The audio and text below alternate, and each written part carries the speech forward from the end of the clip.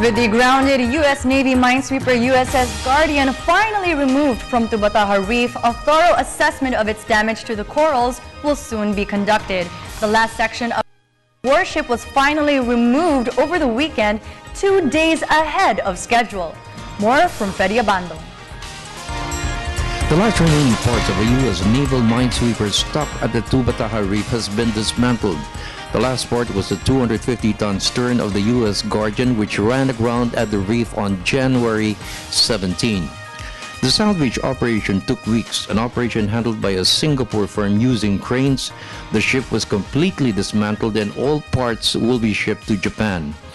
A survey team will be deployed to the reef to find out what kind of assessment team will be assembled to determine the damage left by the minesweeper on the reef. We're involved looking at the actual coral reef damage. They would probably do most likely there will be some diving, there will be some measurements, but that would be for next week. So tomorrow it's just going to be an initial ocular assessment with some photo documentation. Initially, Team Tubbataha bared the damage covers an area of 4,000 square meters damaged by the ship. Damaged are corals, which are considered to be a sanctuary and breeding ground for fish. The assessment team to be deployed will be a mix of scientists, environmentalists, and fishery experts. Results will be used as evidence to be presented by the government to the U.S.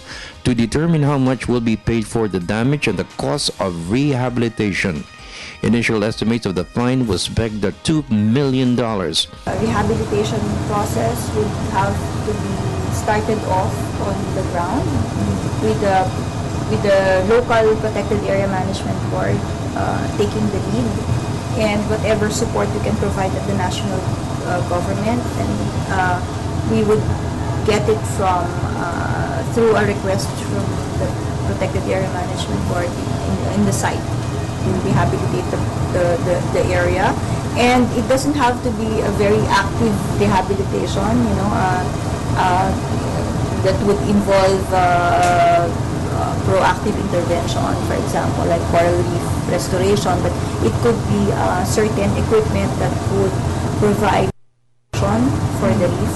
So that's also part of the rehab. Sometimes if you leave sometimes it's better to leave the coral reef area by itself so that it can regenerate naturally. The Tubbataha Reef is a World Heritage Site, one of the top 10 dive sites in the world. Its beauty is a kaleidoscope of colors.